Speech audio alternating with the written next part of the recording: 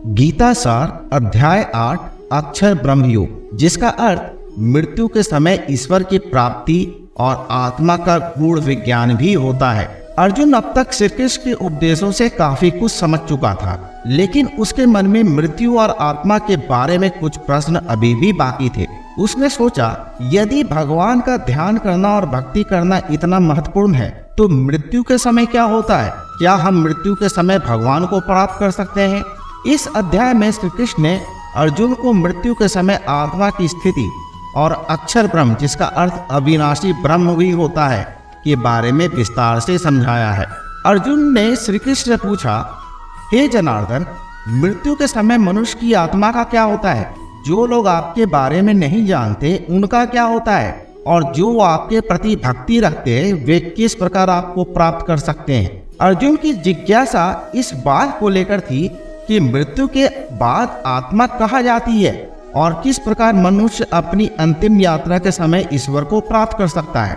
भगवान श्री कृष्ण ने अर्जुन के प्रश्न का उत्तर देते हुए कहा, हे पार्थ, जो व्यक्ति मृत्यु के समय मेरे बारे में सोचता है वह मुझे प्राप्त करता है। मृत्यु के समय मनुष्य जिस अवस्था में होता है वही उसकी आत्मा की यात्रा को निर्धारित करती है। यदि वह अपने अंतिम क्षणों में भगवान का ध्यान करता है तो वह मुझे प्राप्त करता है और फिर इस संसार के चक्र में नहीं आता। भगवान श्री कृष्ण आगे कहते हैं, मृत्यु के समय व्यक्ति के पिछले कर्म और उसके विचार उसकी आत्मा की अगली यात्रा को तय करते हैं। यदि व्यक्ति अपने जीवन भर भक्ति और कर्म करता है और मृत्यु के समय भगवान का ध्यान करता है तो वह ईश्वर को प्राप्त करता है। लेकिन यदि वह सांसारिक भोग विलास में डूबा रहता है तो उसे पुनर्जन्म के चक्र में लौटना पड़ता है। भगवान श्री कृष्ण ने इस बात पर जोर दिया कि मृत्यु के समय मनुष्य को भगवान का स्मरण करना चाहिए। उन्होंने कहा, हे अर्जुन, जो व्यक्ति अपने अंतिम क्षणों में भगवान का ध्यान करता है वह इस संसार के बंधनों से मुक्त हो जाता है। इसलिए जीवन भर अभ्यास करना आवश्यक है ताकि मृत्यु के समय मन को नियंत्रित करके भगवान का ध्यान किया जा सके। भगवान श्री कृष्ण ने यह भी बताया कि मृत्यु के समय व्यक्ति की चेतना उस दिशा में जाती है जहां उसका ध्यान केंद्रित होता है। इसलिए जो लोग सांसारिक भोग विलास में लिप्त रहते हैं वो मृत्यु के समय भी उन्हीं चीजों के बारे में सोचते हैं और फिर पुनर्जन्म के चक्र में पड़ जाते हैं। लेकिन जो व्यक्ति भगवान की भक्ति में लीन रहते हैं वह मृत्यु के समय भगवान का ध्यान करते हैं और ईश्वर को प्राप्त करते हैं। भगवान श्री कृष्ण ने अर्जुन को अक्षर ब्रह्म का ज्ञान दिया। उन्होंने कहा, हे अर्जुन, अक्षर ब्रह्म वह अविनाशी सत्य है जो इस संसार के सभी जीवों और वस्तुओं में विद्यमान है। यह आत्मा अविनाशी है, ना इसका जन्म होता है और ना ही इसकी मृत्यु होती है। जो व्यक्ति इस सत्य को जान लेता है वह मृत्यु के भय से मुक्त हो जाता है। श्री कृष्ण ने बताया कि आत्मा का स्वरूप अनादि और अविनाशी है। यह शरीर तो नश्वर है लेकिन आत्मा अक्षर ब्रह्म है जो ना कभी मरती है और ना ही इसका अंत होता है। यह आत्मा भगवान का ही अंश है जो विभिन्न शरीरों में प्रवेश करके जीवन का अनुभव करती है। श्री कृष्ण ने अर्जुन को ध्यान का महत्व समझाते हुए कहा, हे अर्जुन, जो व्यक्ति निरंतर ध्यान और अभ्यास के माध्यम से अपने मन को भगवान में स्थिर करता है वह मृत्यु के समय भी ईश्वर का स्मरण करता है। इसलिए ध्यान और साधना का जीवन भर अभ्यास आवश्यक है।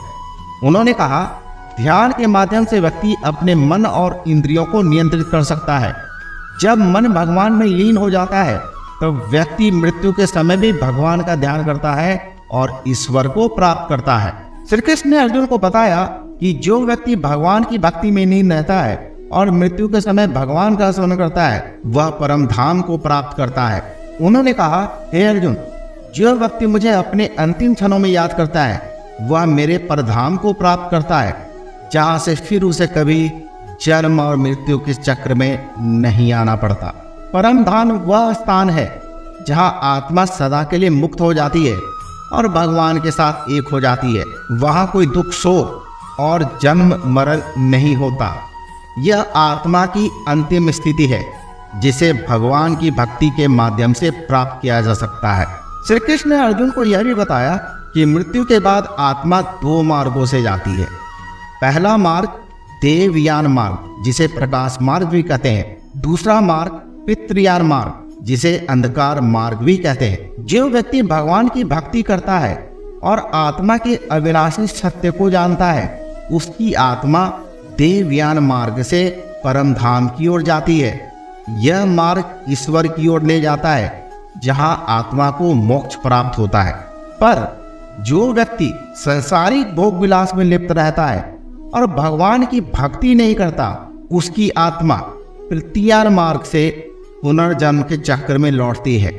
यह मार्ग आत्मा को फिर से इस संसार में लाता है, जहां उसे कर्मों के अनुसार नया जन्म लेना पड़ता है। श्री कृष्ण के इन उपदेशों को सुनकर अर्जुन ने पूछा, हे मधुसूदन, यदि मृत्यु के समय भगवान का स्मरण इतना महत्वपूर्ण है, तो क्या साधारण मनुष्य इस मार्ग पे चलकर आपको प्राप्त कर सकता है?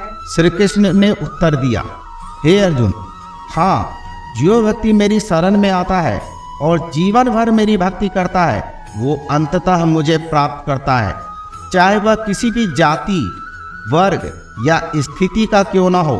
भगवान की भक्ति से वह मुझे प्राप्त कर सकता है। जो सच्चे भाव से मेरी शरण में आता है, मैं उसकी रक्षा करता हूँ और उसे परम धाम तक लेकर जाता हूँ। इस अध्याय में श्री कृष्ण ने अर्जुन को मृत्यु के समय आत्मा की स्थिति और ईश्वर की प्राप्ति का गूढ़ ज्ञान दिया।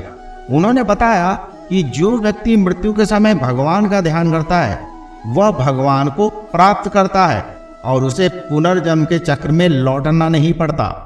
भगवान श्री कृष्ण ने यह भी बताया कि आत्मा अविनाशी है और माया से ऊपर उठकर भगवान की शरण में आने से ही मोक्ष प्राप्त होता है।